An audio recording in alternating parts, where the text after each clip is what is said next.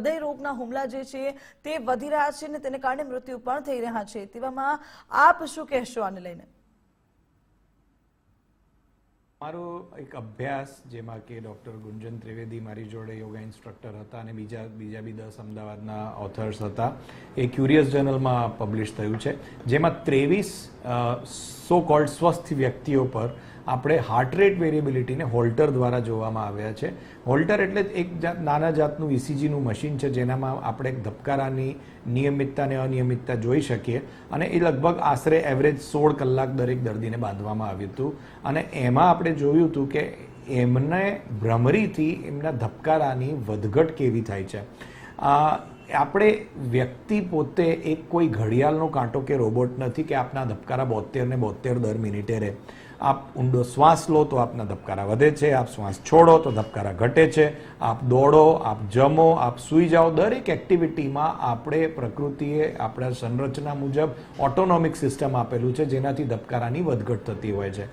જે વ્યક્તિને જરૂરિયાત મુજબ ધબકારાની આ વધઘટ જો નથી થતી, તો તે વ્યક્તિ જેની તે પરિસ્થિતિમાં જેવી લોહીની શરીરને જરૂરિયાત છે એટલી પૂરું નથી પાડી શકતું, અથવા કે ઇનએપ્રોપ્રિએટલી વધારે પાડે છે, જેથી હૃદય પર શ્રમ પડે છે. તો આ અસેસમેન્ટને હાર્ટ રેટ વેરિએબિલિટી કહેવામાં આવે છે. એટલે ધબકારાની વધઘટ શું પ્રપોર્શનેટ છે, જેટલી જરૂરિયાત છે એ મુજબ છે કે નહીં. જો હાર્ટ રેટ વેરિએબિલિટી નથી હોતી તો ધબકારા અનિયમિત થવાથી અકાલ મૃત્યુ પણ થઈ શકે. એને સડન કાર્ડિયક ડેથ કહેવામાં આવે છે. હાર્ટ રેટ વેરિએબિલિટીનું એક મેઝરમેન્ટ આપણે ધબકારાનું 24 કલાક રેકોર્ડિંગ કરીને જ કરી શકીએ, અને આ અનુસંધાનમાં અમે 4 પરિસ્થિતિઓમાં હાર્ટ રેટ વેરિએબિલિટીનું અસેસમેન્ટ કરેલું, જેમાંથી એક ભ્રમરી પોતે હતી. ભ્રમરી કર્યાથી શું હાર્ટ રેટ વેરિએબિલિટી સુધરે છે કે નહીં, અને એ વસ્તુ આપણે જે હોલ્ટરમાં કેવી રીતે કેપ્ચર થાય છે એનું જ આ અનુસંધાન અમે પબ્લિશ કરેલું, અને એ ક્યુરિયસ જર્નલમાં, ઇન્ટરનેશનલ જર્નલમાં પબ્લિશ થયું હતું. જી ડોક્ટર, ભ્રામરી પ્રાણાયામને લઈને આપ નિષ્ણાંત છો, આપની સાથે આપના હાથની જે 10 ડોક્ટરો પણ તેને લઈને પ્રેક્ટિસ કરી રહ્યા છે. અહીંયા સવાલ એ જ થઈ રહ્યો છે કે ભ્રામરી પ્રાણાયામને લઈને હૃદય રોગનો જે હુમલો છે તેની શક્યતાઓ ઘટી જતી હોય છે. ભ્રામરીથી, જેમ મેં આપને પહેલાં કીધું કે ધબકારાની અનિયમિતતાથી બી હૃદય બંધ પડી શકે, અને જે આપણે આજકાલ સાંભળીએ છીએ કે હાર્ટ અટેકથી ધબકારા બંધ થઈ જાય, કે હૃદય બંધ થઈ જાય, કે મેજર હાર્ટ અટેક આવે. આપણે જે જોઈ રહ્યા છીએ એમાં કોઈ વ્યક્તિ સડનલી દુખાવાની ફરિયાદ નથી કરતો, એ સડનલી બેભાન થઈને પડી જાય છે અને અકાલ મૃત્યુ થાય છે. છાતીમાં ભીસ આવી એ હૃદય હાર્ટ અટેકના લક્ષણ હોઈ શકે, પણ અનિયમિત ધબકારા થઈને સડનલી કોલેપ્સ થઈ જવું એ સડન કાર્ડિયક ડેથ કે અકાલ મૃત્યુ, અકાલ હૃદયની મૃત્યુનું એક બીજું પ્રકાર હોઈ શકે. એટલે ધબકારાની અનિયમિતતા, જે લોકોની હાર્ટ રેટ વેરિએબિલિટી ઓછી હોય છે એમાં વધારે હાર્ટ અટેક કે સડન ડેથ થવાનું જોખમ રહે છે. એટલે આપણે એવું ચોક્કસ કહી શકીએ કે ધબકારાની અનિયમિતતાથી હૃદયની બંધ પડી દેવાની પ્રકૃતિ એ હાર્ટ રેટ વેરિએબિલિટીથી કોરિલેટ થાય છે, અને ભ્રામરી હાર્ટ રેટ વેરિએબિલિટીને સુધારે છે.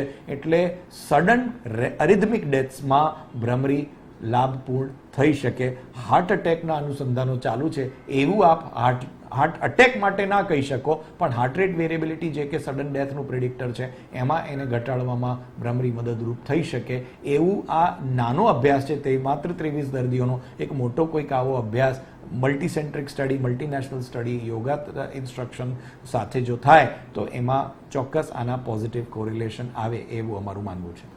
સાથે ડોક્ટર કૃણાલ, ભ્રામરી જે છે પ્રાણાયામને કારણે શું શું ફાયદા થઈ શકે છે, અને સાથે તેની પ્રોપર કરવાની રીત કેવી હોય છે, કયા સમય દરમિયાન આપણે કરવું જોઈએ? ભ્રામરી કરવાનો કોઈ સમય એવો હોતો નથી, અને યોગા ઇન્સ્ટ્રક્ટર આપના જેમ કે એ પ્રમાણે આપ કરી શકો. ભ્રામરી એટલે માત્ર જેમ આમાં ધાર્મિક નીતાની વાત નથી, પણ humming is the English word for it. એટલે આપ ઓમનું ઉચ્ચારણ કરો કે કોઈ બી વસ્તુનું કરો, આ એક ભ્રામરી છે. એવું સળંગ આપે 15 સેકન્ડ કે 30 સેકન્ડ કરવાની જે ટ્રેનિંગ પ્રમાણે હોય એ કરવાની રીત હોય છે, અને એ ભ્રામરી છે. આપ એના માટેના લાગતા વિડીયો આપના ઇન્સ્ટ્રક્ટર દ્વારા કે ઓનલાઈન બી જોઈ શકો છો. ભ્રામરી કરવાના ફાયદાઓ જે અમે આ અભ્યાસમાં કર્યા હતા એમાં સ્ટ્રેસ ઇન્ડેક્સ છે, જે કે એક હોલ્ટરનું પેરામીટર મોનિટર જ છે કે વ્યક્તિ કેટલા સ્ટ્રેસમાં છે.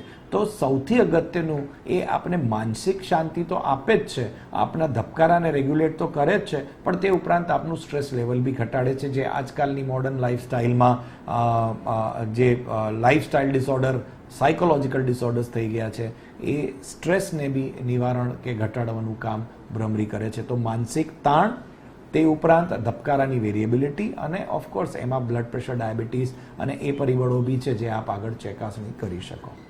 ડૉક્ટર કૃણાલ, યોગાસનનું આપણા જીવનમાં કેટલું મહત્વ, સાથે જે ભ્રામરી છે તે લઈને પણ કેટલા ફાયદા થતા હોય છે, આપ લોકોને શું અપીલ કરશો? અત્યારે દરેક વ્યક્તિ કોઈક ને કોઈક રીતે, કોઈક બી રીતે સ્ટ્રેસમાં તો છે જ. કોઈને ફાઇનાન્શિયલ છે, કોઈકને કરિયર છે, કોઈકને કામ લાગતું છે, કોઈને કામ નથી એનું છે, કોઈકને ઇન્ટરવ્યૂ લેવાનું હશે તો કોઈકને ઇન્ટરવ્યૂ આપવાનું હશે. એટલે સ્ટ્રેસનું પ્રમાણ દુનિયામાં દરેક વ્યક્તિએ પહેલાં બી હતું, આજે બી છે, પણ સ્ટ્રેસને હેન્ડલ કરવાની, એને ટેકલ કરવાની રીત એ બદલાઈ ગઈ કોવિડના પછી. લોકો બધું સ્ટ્રેસ ઇન્ટરનલાઇઝ કરવા માંડ્યા, એક્સટર્નલાઇઝ કરવામાં એ પોતાનું સ્ટ્રેસ બીજાને આપવામાં ગુસ્સો કરીને કાઢવા માંડ્યા, જે કદાચ એની પ્રોપર રીત નથી. એટલે સ્ટ્રેસને ડીલ કરવાની રીતમાં ભ્રામરી ચોક્કસ એક બહુ ઇમ્પોર્ટન્ટ પરિબળ છે. અને એ ઉપરાંત યોગાસન દ્વારા આપ લાઈફસ્ટાઈલ તો સુધારો જ છો, અને જ્યારે આપ લાઈફસ્ટાઈલ સુધારો છો તો લાઈફસ્ટાઈલ ડિસઓર્ડર્સ જેમ કે બીપી, ડાયાબિટીસ, હાર્ટ એટેક, જે બધા સ્ટ્રોક, પેરાલિસિસ, એથેરોસ્ક્લેરોટિક ડિસઓર્ડર્સ, આ બધી બીમારીઓને લાઈફસ્ટાઈલ ડિસઓર્ડર કહેવામાં આવ્યા છે. એટલે જો આપ લાઈફસ્ટાઈલને સુધારશો તો છેવટે લાઈફસ્ટાઈલ ડિસઓર્ડર બી સુધારશો. એટલે ડિસ્ટ્રેસ થવામાં ભ્રામરી ચોક્કસ આપનું મદદરૂપ કે યોગાસન મદદરૂપ કરે છે. અને ઘણા બધા હવે સ્ટડીઝ થયા કે કાર્ડિયક રિહેબિલિટેશનમાં બી, કે તમારું બાયપાસ થઈ ગયું હોય, એન્જિયોપ્લાસ્ટી થઈ ગયું અને પછી તમે લાઈફસ્ટાઈલ સુધારવા ઈચ્છતા હો તો એમાં બી ઘણા લોકો યોગા દ્વારા રિહેબ કરવા માંડ્યા છે.